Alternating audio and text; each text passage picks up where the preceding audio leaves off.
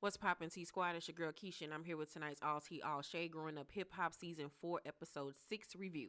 Okay, so on tonight's episode, we pick up exactly where we left off on last week's episode with everyone in the studio. Deb came in with an attitude, everybody else on edge. It is just a mess. So, in her confessional, Diamond was very upset that Deb said she hadn't heard any of Diamond's music. And we all were in agreement. Ain't nobody heard nothing from Diamond. I don't know how long. Do I know for a fact that she has put out music? Yes, I do know that she's put out music over the years, but it ain't nothing that popped probably outside of her subdivision. Like, it ain't nothing that we, the public, really gravitated to, or this being played on our radio stations. But Diamond took offense to that, and in her confessional said that her name is one of the first as far as female rappers from Atlanta that people bring up. No, it isn't. Like, Diamond is not the first person I think of. If I'm just sitting there contemplating and thinking about it, her name will eventually come up. But she's not the one of the first people that I think of when it comes to Atlanta female rappers. She's just not.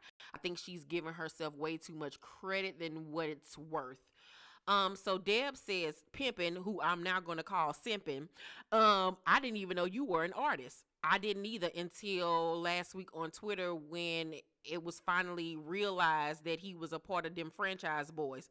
I didn't even know he was a part of them franchise boys until they showed the video clip of him in the white tee or whatever video, and I was like, oh, that's simping. But other than that, I didn't know that he was an artist either. Um, he's offended by that comment or whatever, and Brat gets mad and leaves. Deb in her confessional says, I never thought she would not support me on something. The Brat just seems to me like she's just giving off a whole different energy. I don't know if she's just in a different place in her life, but based off her energy with Deb and with her sister Lisa Ray, there is a difference in her, and I don't really know if it's a positive change. Like I said, I think there was a miscommunication between her and Deb. But then again, I don't think there was a miscommunication. I don't know. The whole thing is just all over the place. I think that Deb had good intentions, but I think that Deb on her end took the Brat for granted and just came into it just like, I know she gonna help me because she's my friend, and you just can't expect for people to do stuff for you just because y'all got a relationship. You still need to ask the right proper way. But also from the Brat's perspective, I feel like, well, from what I'm seeing from the Brat, she's been coming off like really like what's the word I'm looking for? She's been coming across like, take it or leave it, this is who the fuck I am. If you don't like it, I don't give a fuck. And she didn't have that energy towards the people that were in her life. And considering the fact that her and Lisa Ray ain't speaking ever since she got with this Jessica lady, and now just even the strain on her relationship with Deb, like with her attitude changing or whatever, because it's okay. Like I said, you always have to teach people how to treat you. And I think that it was okay for her to put her foot down and set a boundary with Deb. But there's something else on the side of that coin that comes across very like, snooty and like, I don't need you type shit. And I just feel like the Brat got with this big booty Judy girl, whatever her name is, and feel like, I secured the bag. I don't need you niggas no more. Maybe she was just cool with these people because she may have needed that connection.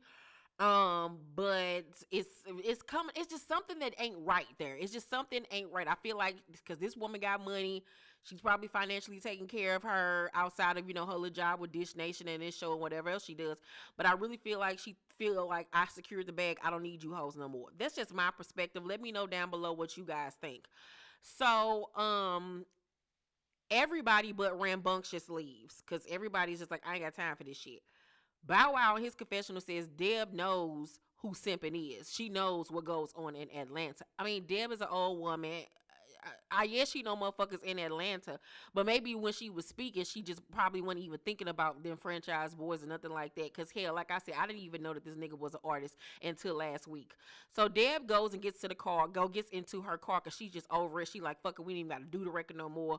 So everybody is standing outside the studio while Deb sitting in her car upset. Reference goes over to talk to Deb and tells her that she still wants to work with her, but maybe what she said to Diamond wasn't cool. And Deb was like, I've never heard Diamond as a solo artist. None of us have. You know what I'm saying? None of us have really heard her music solo. Sorry, girl, we haven't. So Johnny Blaze arrives and Bow Wow like, oh shit, like this is just another thing I don't want to deal with. Rather ask ask everyone, are they done? As Lily arrives, Lily is there to support her son Kai. And she sees that everything is just in disarray, so she goes over to the car to talk to Deb, who says, that she's just over it. She don't want to do it no more. So Deb in her confessional say Brett really tried me today. Like she was not pleased with how the Brett came at her.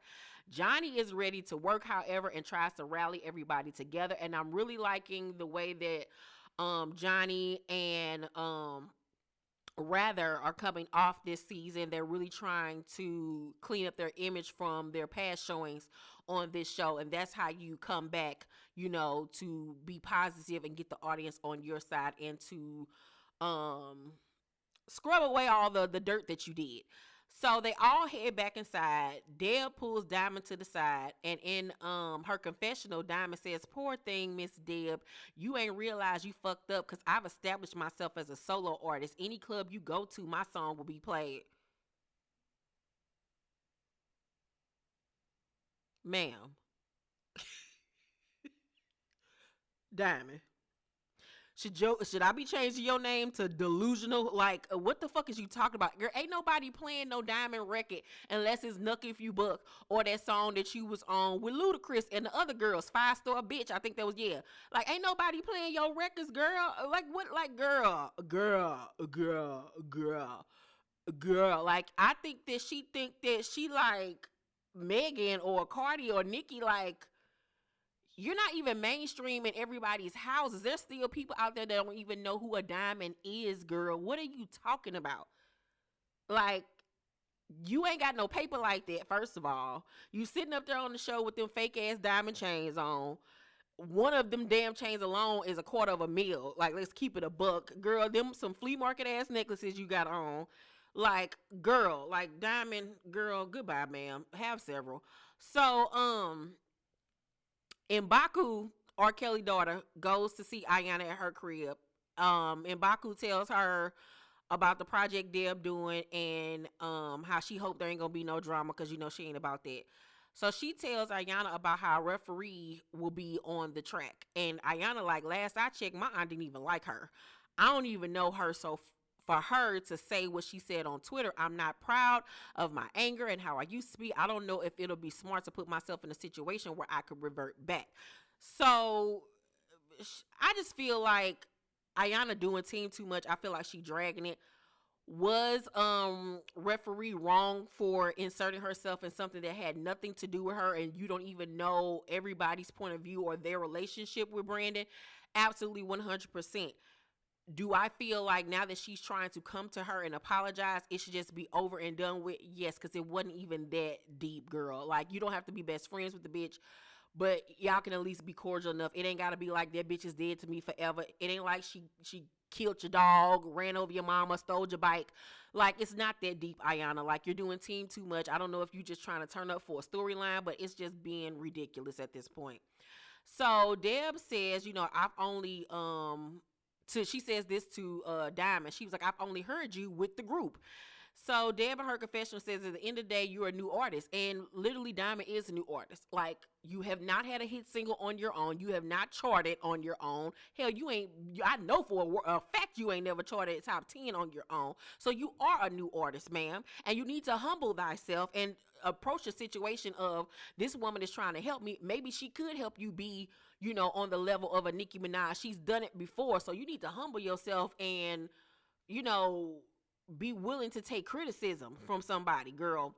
So Bow Wow say he ain't doing it because everything is just coming across too messy. Ain't no paperwork being done yet. Ain't no split sheets or nothing. So he's out. But back in the studio, Deb apologized for having attitude, but she says that she had heard everything they were saying before she walked in. So I understand now why she came in with the energy that she came in, especially considering Brett, like, you supposed to be my girl. Yeah, even if you might have felt some type of way, why would you sit up here in a room full of kids and talk about me like you're making me look bad and discrediting my name, and having people look at me like she ain't professional about her shit, especially when I have yet to even come to you. It's a reason why I ain't came to you yet, because she said that the reason why she hadn't went to the brat yet is because she was waiting to feel this thing out to see how it was going to go and then bring her in. But a part of that still, because I remember on last week's episode, she referenced something to the fact of she did just basically include Brat on the record without asking her permission. But still, like, we grown, you should have just came to me so we could just talk and air this whole thing out instead of talking about me with everybody else. So I would have felt some type of way, because I wouldn't disrespect you like that and talk about you and business to somebody else. I just wouldn't. We supposed to be good Judies. So Deb says to everyone, every artist is 1 second away from their expiration date. The day you think you're above everybody else, it's over for you. And that is the God's honest truth. God's honest truth. So Deb says, I wanted to just meet today to do concepts. It wasn't even supposed to be all of this. So Kai gets up and spits his verse that he came up with, and Lily is sitting behind him like, that's my son. Spit that shit, little nigga. Sick him. Get that shit. Spit that shit. Like, she was like, she goes up for her son, and the shit is funny as hell to me, because I'd be the same way if Kyrese was a rapper. Everybody loves what Kai wrote. Kai's feeling himself. He's really stepping up to the plate and proving himself. Deb tells them that paperwork will be done now, and she's going to ask, or she doesn't say this to them, but she says in her confession that she wants to ask Waka how he feels about everything and get his advice. Which I think is a good, smart idea. So outside in the parking lot, Remy Martin tells Deb about her situation with Ayanna, how she don't want no smoke, no beef, especially if they're going to be working with each other. And Deb was like, I really wanted that resolved. And I must say, I'm really liking Ramirez this season. I'm really liking the way she's come back, the way she's humbled herself, the way she's trying to be the peacemaker. She's came in with positive energy. She's come in humble. I'm really liking the way she's put herself back out there. I'm also liking Johnny's energy as well when she's not in her depressive state. Really liking the way these two ladies are cleaning up their image. So the brat surprises her girlfriend, Big Booty Jessica, with an igloo date. That woman ass is ridiculous. Like, I know she have a hard time washing all of that shit and keeping it clean. Like, god damn, I wouldn't want no booty that big. That is, ooh. And then her legs was all little at the bottom. It was like she was a size 10 at the bottom, a size 62 in the thighs, a size 80 in the waist. A size 80 in the butt area. Then she was like a size 12 in the waist, and then the titty. It was like, she was like 5 different bitches all in one. I didn't understand it at all, Jesus. So she has a beautiful face, a very pretty woman. The brat tells her about Deb and that, she had an attitude when she came into the studio, and Jessica is shocked to hear about all of this. So the brat brings up how Deb has put her in situations before when they've done business where she'll go out and do stuff without asking her opinion. And that would piss me off too. If we're supposed to be working with each other, you just don't go and make moves without asking me and consulting with me, especially when it's supposed to be a 50-50 thing. So that I agree with, and that she probably has built up resentment regarding that. Brat brings up, Johnny being rude in the past and her just not wanting to work with her. But Jessica did something that was very nice to me. Like, she actually pointed out to the brat, like, haven't you ever been rude to somebody? Haven't you made mistakes when you want somebody to give you a second chance? And I really like that. Instead of just co-signing what the brat was on and was on some, like, yeah, fuck her type shit, you ain't gotta do it, boo. She gave her the voice of reason. And the brat was like, I've been to jail, I don't want to revert back. She never really answered the question, because really what she was saying was factual. You know what I'm saying? Because we all know that the brat was a hothead back in the day. So it's like, yeah, the girl did mess up, but give her the opportunity to redeem herself. Everybody deserves a second chance. So Deb meets with Waka at the bookstore. I have not been to a bookstore in so long. So many bookstores are closing down, but I love being at a bookstore or a library. I just love it. I could be there for hours on end, and I miss it so much. So she tells Waka about the record, and Waka tells her that, she can't make Brat and Bow Wow just do something. They're OGs, and she has to respect that. It's about how you handle things and how you go about it. So she asks for his help with the record. He says that he don't know if his mama will actually listen to his opinion. Deb in her confessional says, I think I was in my feelings because Brett never turns me down. I want her to know that she has creative control. Um, and I think that the Deb has learned her lesson to an extent when it comes to the brat. So Deb calls Ayana and tells her about the record and her talk with reconciliation and how she wants to hash things out with her. And Ayana was like, once I don't like you, I don't like you. And once again, I'm like, girl, you doing way too much for something that is so childish as fuck. So Mbatu goes to the studio to see Revelations and they discuss Ayana. And Revelation says that she's tried to talk to her numerous times, but how Ayana won't respond to her, and it's like, how many times should you try to reach out to a person? I would have been done. Fuck that hoe, girl. It ain't girl. Bye. So, Deb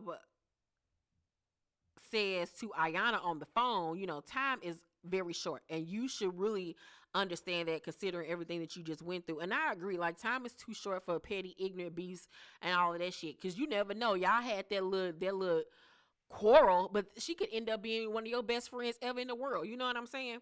Ayana, however, tells her aunt that she wants a second opinion on the situation. So Ayana's girlfriend comes home and she tells her about Deb wanting her to sit down and talk to Real. And her girlfriend suggested she hear the girl out. Deb meets with Walker at the studio. He's gonna listen to the record. Refuse and her nigga Chevy arrive first. Then Johnny, Lily, and Kai arrive, and Kai in his confessional, he was like, Deb keep putting me in a room full of joints. It's awkward because I'm going to shoot my shot every time. Like, because he had his eye on Johnny Child. I was like, well, if you don't put that dick up. So Walker arrives, and Chevy plays him the track, and we hear Johnny singing, and then Kai gets up and spits his verse, and Lily was looking at him with stars in her eyes like, that's my baby. And so Deb was smiling, like she was looking like, okay, I see this little nigga, I can feel it. And even Walker was giving him like, okay, this little nigga got some, but he didn't want to just like big him all the way up, you can tell. And I don't like when people do that type of shit. Like, give a nigga that props. His verse was good. So at the end of the song, Walker was like, it's too cliche. And Deb in her confession was like, I can't let this go until I get Brad. She feels like the record is good, but she needs some type of other energy on the record. I thought that the record sounded good. From the little bit that we did hear, I felt like it was a nice song. Deb and the Brat meet. Brat brings Jessica and her cousin Jeff. And Deb like, damn, you got your whole army with you. It's only me in this fight. Like, damn, like, what the fuck? So Deb was like, and I didn't understand neither why you got to bring all of these people. Like, me and you supposed to be friends. Like, when all of a sudden it get to the point where you got to bring people to mediate or to hold you back or to calm your nerves. Like, the fuck is going on? That's why I said the Brat whole energy is just different now. And I don't know if it's for the better.